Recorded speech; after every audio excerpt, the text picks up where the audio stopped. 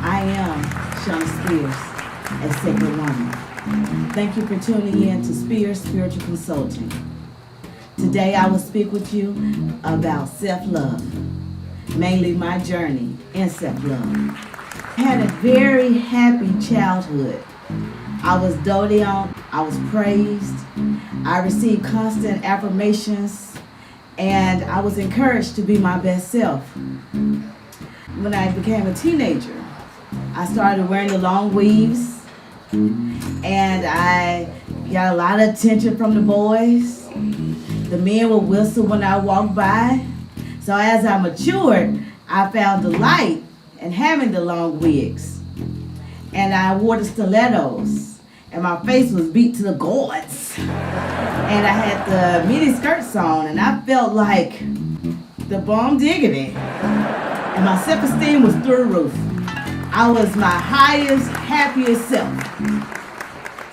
But it wasn't until 2010 when I learned that that was just self-esteem. That was not tied to my self-love. Because if I didn't have on that facade, my self-worth wasn't too high. So I tuned in one day to Brother Malcolm. And he asked me a question that I couldn't answer. He said, "Who told you your hair was nappy? Who told you your nose was big?" So my mind went back to my mother and my aunts, who would spend hours every Saturday pressing my hair so that it'd be at its utmost straight come Sunday morning. And for the rest of the week, they put the greases and the brushes, and they did everything to make sure that my hair stayed straight.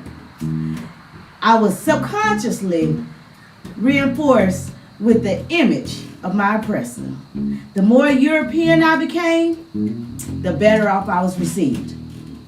And then when I excelled in academia, the institution funded by white supremacy, I excelled to the top. I couldn't get enough plaques and awards and certificates. It was nothing for my name to be at the honor roll, the dean's list, the principal's list, and the more I achieved, the better I felt, and the longer my hair became. I was reinforcing not only to myself, but to my environment, that the way to excel was to follow the European model of beauty. So when Brother Malcolm gave me my wake up, it hurt my feelings. So who am I if my hair isn't long? Who am I if I take off all the makeup? It was an identity crisis. So I was getting ready for a date, and I tell you, I was looking good. This is after I heard Brother Malcolm. I was still fighting with my identity. So I wanted to make sure that I exuded confidence on my date. I had on an extremely long blonde wig. I was ready for the club. Everything that should have been revealed was probably shown. And I was just ready to step out. I felt so cute. I called my girlfriends like, "Yeah, girl, you pop in." I was like, okay. The brother came in. He looked at me and I said, well, he didn't compliment me. So I said, "Well, how do I look now, Fisher?" He said, "You look kind of goofy to me." "What the hell you mean I look goofy?" He said, "I don't know why you got all this shit on." Okay. I was really taken aback by that. I was not expecting that. So I'm like, okay, you don't like it, somebody else will. There's the door. And I cried, and I cried, and I cried. And I ignored the phone calls. He was beating on my door, and I wouldn't answer. I mean, my feelings were hurt. I was crushed. How dare he tell me I look goofy? Well, the next day I was a little bit more tender. And he came over. He's like, "I just want to tell you that you look goofy when you're trying to look like them and step outside of your beautiful self." Now, granted, he might not have the words to tell me, or I didn't have the spirit to receive what he said, but I look goofy. Because that's not who I was. That's not who I had to be. So that day when he came over and he took my wig off He told me I was beautiful. Oh, that's all I needed. This brother who had broke me built me up to realize, to allow me to realize who I really was. So, and I still had long hair. It was permed. My hair was down to my shoulders. We got some scissors. And we cut all my hair off. I had a nervous breakdown. I cut my hair. I cut my glory. I cut off my European. So I'm standing in the mirror and my hair is only like a pinky length long. And as I had the tears coming down my eyes, he said, I have never seen you more beautiful. This brother made love to my spirit just then. Okay.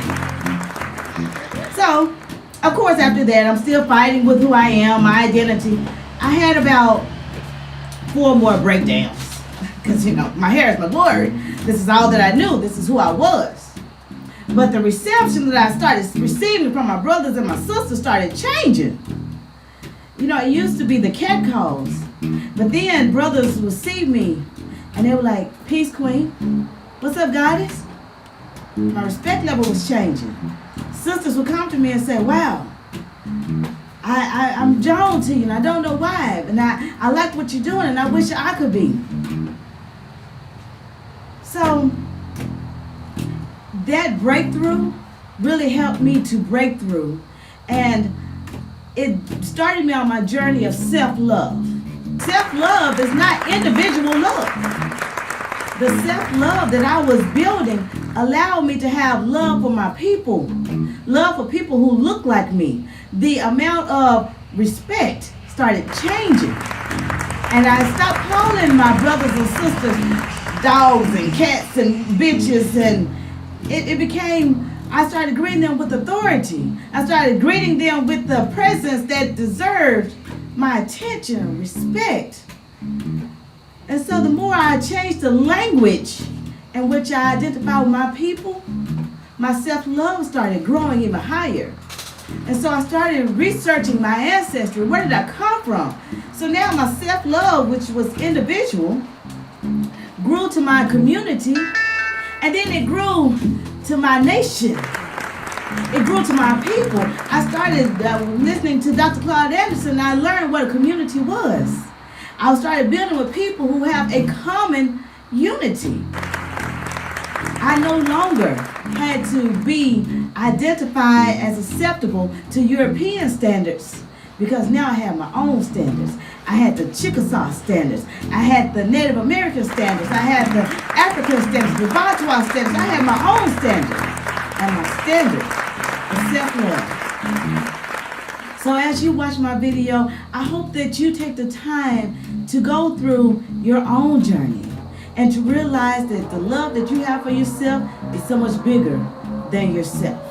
I am SEANA Spears, reminding you to keep your spears sharpened, because we are truly a warrior.